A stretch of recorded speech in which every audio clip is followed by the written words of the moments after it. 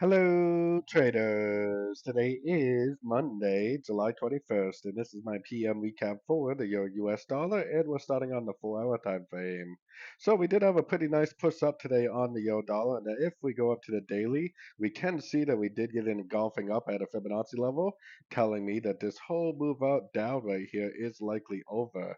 That means that there's literally only two things that can happen in my eyes. Option number one is we're going to make a very overlapping pattern, which would be a corrective pattern to the move down, and then get another push down like that.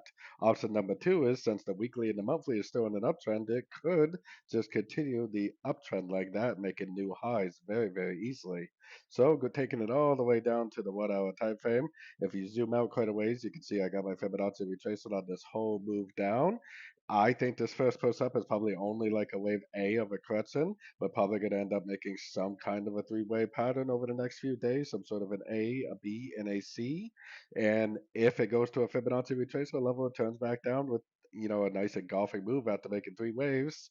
That tells us that this is either a wave B or a wave two.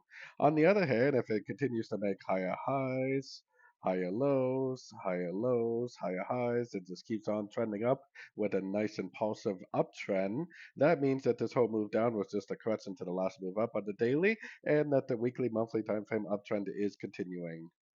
So, anyways, don't forget to check out my free Discord channel, link down here in the corner. Take a look at my website, fxpipcollector.com. And as always, thank you for watching and happy trading.